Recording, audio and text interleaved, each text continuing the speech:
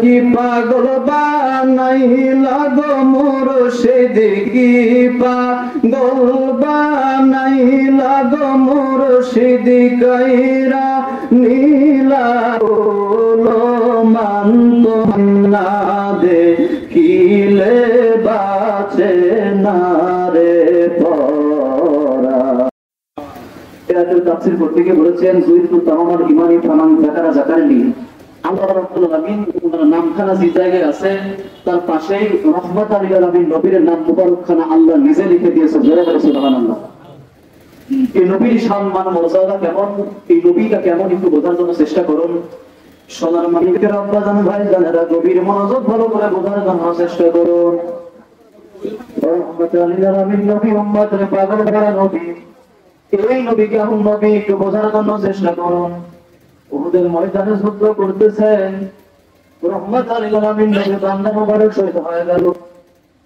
রহমাতুল লিল আলামিন নবী উম্মতের পাগল করা নবী বান্দা মুবারক শহীদ হয়ে গেল। নবী আহত হয়ে গেলেন, রক্তগুলো ঝরে যাচ্ছে। রহমাতুল লিল আলামিন নবীর মুখ মুবারক থেকে রক্তগুলো জমিনের মধ্যে পড়ে যাবে, দাড়ি মুবারক থেকে রক্তগুলো ঝরে জমিনের মধ্যে পড়ে যাবে। সাহাবায়ে কেরাম দাঁড়ায় আছে, সাহাবায়ে কেরাম দাঁড়ায় আছে। হঠাৎ করে আল্লাহর নবী সাহাবী হযরতে মালিক ইবনে সিনান রাদিয়াল্লাহু তাআলা আনহু এক দৌড় দিয়ে চলে এসে রহমাতুল লিল আলামিন নবী উম্মতের পাগল করা নবীর মুখের মধ্যে তার জিহ্বা মোবারক লাগায় বলে জোরে বলে মারহাবা। জিহ্বা মোবারক লাগায় দিয়ে ওই রক্ত মোবারক জমিনের মধ্যে পড়ে দিলেন না, উনি পড়তে দিলেন না, রক্ত মোবারক খানা শুষে তার মুখের মধ্যে করে নিয়ে নিলেন। জোরে বলে মারহাবা। সমস্ত সাহাবায়ে কেরাম দাঁড়ায় আছে, সাহাবায়ে কেরাম চিন্তা করলো হয়তো ভাই মালিক রহমাতুল লিল আলামিন নবী রক্ত মোবারক খানা গরু মোবারক খানা একটু দূরে গিয়ে হয়তো দাফন করে দিয়ে দিবে, এমন একটা গিয়ে জায়গায় দাফন করে দিয়ে দিবে সেই জায়গায় কখনো কারো পাও লাগবে না, কখনো ভয়াবহ হবে না। এটা সাহাবায়ে কেরাম চিন্তা করতেছে। সোনার মালিকের আব্বা জান ভাই জানেরা গভীর মনোযোগ করে বোঝার জন্য চেষ্টা করুন। সাহাবী মালিক রাদিয়াল্লাহু তাআলা আনহু ওই রক্ত মোবারক খানা আর দাফন করলেন না, দাফন করলেন না, উনি রক্ত মোবারক খানা গিলে পান করে ফেললেন। জয় বলে মারহাবা। এ নবীর উম্মতেরা রে গভীর মনোযোগ ভালো করে বোঝার জন্য চেষ্টা করুন। সাহাবায়ে কেরাম যখন বিষয়টা লক্ষ্য করলো, বিষয়টা লক্ষ্য করলো, সাহাবায়ে কেরাম নবীর কাছে এই খবরটা যখন জানায় দিল, ইয়া রাসূলুল্লাহ ইয়া হাবিবাল্লাহ হুজুর আপনি কি জানেন আপনার মালিক কি করেছে? আপনি জানেন নি? নবী ডাকতে বলে পারে সাহাবীরা রে কি করেছে আমার মালিক, কি করেছে বলো বলো বলো।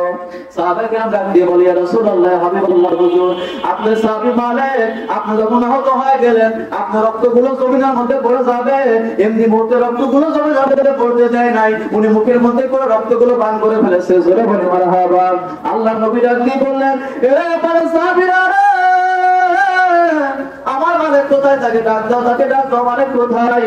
মালিক রাদিয়াল্লাহু তাআলা আনহু চলে আসলো। রহমাতুল লিল আলামিন নবী ডাক দিয়ে বলে এরে পারে সাহাবী মালিক তুমি বলো তুমি কেন রক্তগুলো পান করেছো, তার কারণটা কি? আমি তো তোমাকে কোরআন শিক্ষা দেই নাই, আল্লাহ রাব্বুল আলামিন কোরআনের কারিমের মধ্যে ঘোষণা করে জানাই দিয়ে দিয়েছে হুরিমাত আলাইকুমুল মাইতাতু ওয়াদ-দামু। আল্লাহ রাব্বুল আলামিন ডাক দিয়ে বলে এরে দুনিয়ার মানুষ তোমরা শোনো, আল্লাহ ডাক দিয়ে বলে দুনিয়ার মানুষ তোমরা শুনে রাখো, আমি তোমাদের জন্য মৃত পশু গোশত ভক্ষণ করা হারাম করে দিয়ে দিলাম, আর রক্ত খাওয়া বান্দা তোমাদের জন্য হারাম করে দিয়েছে। এরে পারে সাহাবী মালিক তুমি কি কোরআন পড়ো নাই?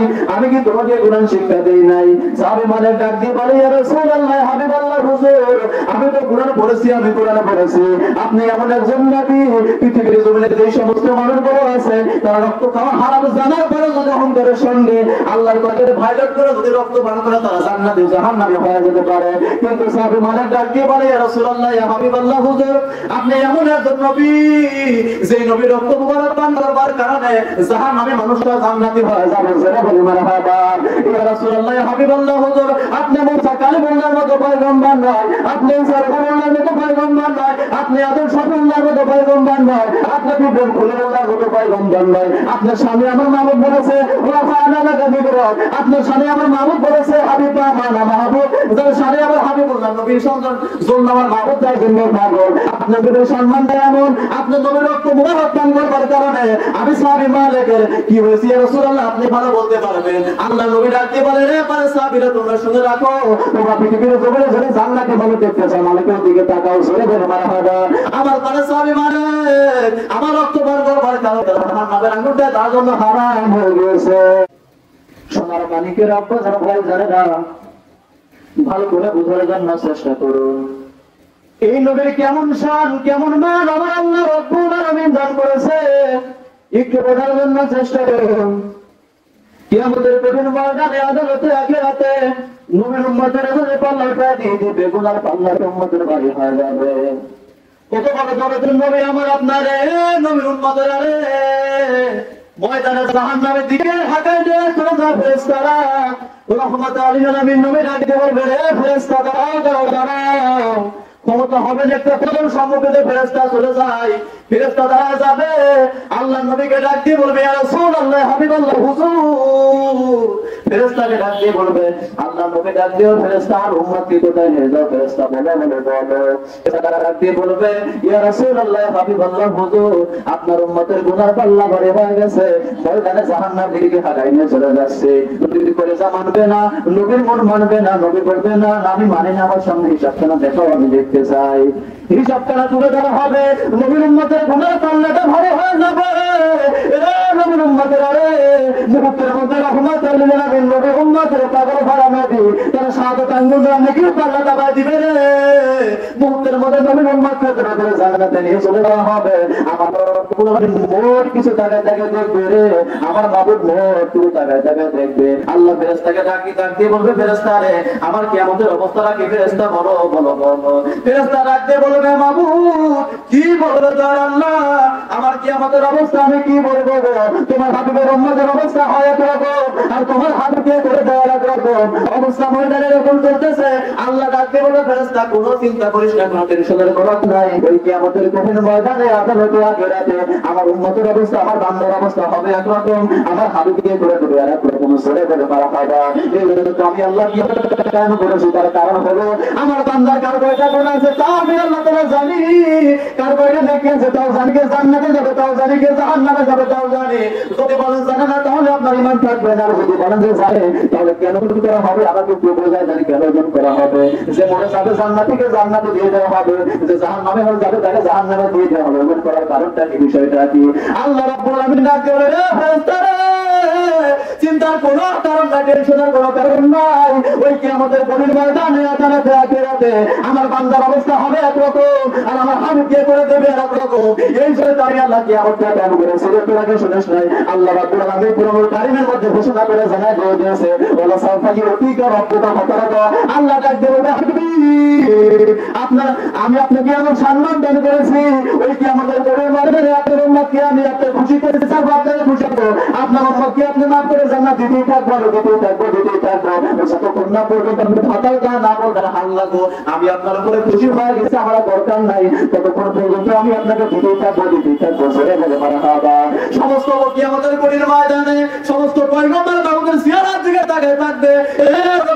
আরে আল্লাহ রাব্বুল আলামিন তাকায় থাকবে, রাহমাতুল লিল আলামিন নবী উম্মতের পাগল ভরা নবী এই নবীর সিয়ারাত দিকে আমার মাবুদ তাকায় থাকবে। তত সময় পর্যন্ত তাকায় থাকবে যতক্ষণ না পর্যন্ত আমার মাবুদকে নবী ফাতাল দা না বলবে, আল্লাহ গো তুমি তো বলেছো আমাকে খুশি করেই ছাড়বা ময়দানে, আমি খুশি হয়ে গেছি, আমার দরকার নাই। এই পর্যন্ত আমার আল্লাহ নবীকে দিতেই থাকবে, দিতেই থাকবে, দিতেই থাকবে। ওই কিয়ামতের কঠিন ময়দানে এমন নবীর সম্মান হবে, আল্লাহ রাব্বুল আলামিন ডাক দিয়ে বলে, ওয়াল আখিরাতু খায়রুল লাকা মিনাল উলা। আমার হাবিব ওই কিয়ামতের কঠিন ময়দানে আপনি পৃথিবীর জমিনে আপনি ছিলেন, এই পৃথিবীতে থাকবার কারণে আপনার পাওয়ারটা যেমন ছিল, ওই কিয়ামতের কঠিন ময়দানে আপনি যখন চলে যাবেন আপনার পাওয়ারটা দুনিয়ার চাইতে কোটি কোটি গুণে বেশি থাকবে। সরে বলে মারহাবা। ইয়াতের তাফসীর করতে গিয়ে বলেছে কেমন পাওয়ার থাকবে? এই যে নবীর জীবন থেকে একটা সেকেন্ড পরে যে একটা সময় থাকবে, ওই সময়টা নবীর জীবনে দাঁড়ি উঠবে। সরে বলে মারহাবা। ওই যে একটা সময় আছে, ওই সময়টা নবীর জীবনের সম্মানটা আল্লাহ বাড়াতেই আছে, বাড়াতেই আছে, বাড়াতেই আছে। সরে বলে মারহাবা।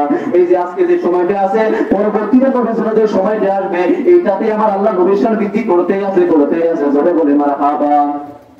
ওই কিয়ামতের কঠিন ময়দানে এত বড় ময়দান হবে, নবীকে এমন সম্মান আমার আল্লাহ দান করবে। আর এই পৃথিবীর জমিনে নবীকে অনেকে বড় ভাইয়ের মতো মনে মনে করে, নবী মনে বসে বলে গেছেন মনে করে। ওই কিয়ামতের কঠিন ময়দানে আদালতে আখিরাতে নবীর পাশে দাঁড়ানো সম্ভব হবে না। নবীর এমন সম্মান থাকবে রে, যে নবীকে ভালোবাসলে আমার বাবু যে নবী সম্পর্কে বলেছে রে ফামান আতা মুহাম্মাদান সাল্লাল্লাহু আলাইহি ওয়াসাল্লাম ফাকাদ আতা আল্লাহ ফামান আসা মুহাম্মাদান সাল্লাল্লাহু আলাইহি ওয়াসাল্লাম ফাকাদ আসা আল্লাহ। আল্লাহ নবী বুখারী শরীফের মধ্যে বলে কেউ যদি আমি নবীকে ভালোবাসে এইটা ওর মাবুদকে ভালোবাসা হবে, আর কেউ যদি আমি নবীকে বিরোধিতা করে, আমি নবীর সঙ্গে দুস্তাগি করে, আমি নবীকে বড় ভাই মতো মনে করবে, আমি নবী বলে পোষা করে গেছি আপনি মনে করবে, আমি নবীকে তো নিজে দিবে না করে সম্মান দিবে এমনি যারা পৃথিবীর জমিনে থাকবে রে, এই সমস্ত মানুষদের সম্পর্কে আমার নবী হাদিস শরীফের মধ্যে বলে ওইটা আমি নবীকে বলা হয় নাই, আমি নবীকে বলা হয় নাই, সরাসরি আমার মাবুদকে বলা হয়েছে। জোরে বলেন নাউযুবিল্লাহ। আল্লাহ রাব্বুল আলামিন ঘোষণা করে দিয়েছে, আল্লাহ রাব্বুল আলামিন বলে কোরআনুল কারীমের মধ্যে আনতাহাবাদা আমালুকুম ওয়া আনতুম লা তাশউরুন, বান্দারে নবীর সামনে গিয়া দূরে করেছে তোমার সমস্ত আমলগুলো বরবাদ হয়ে গেছে। জোরে বলেন নাউযুবিল্লাহ। আল্লাহুম্মা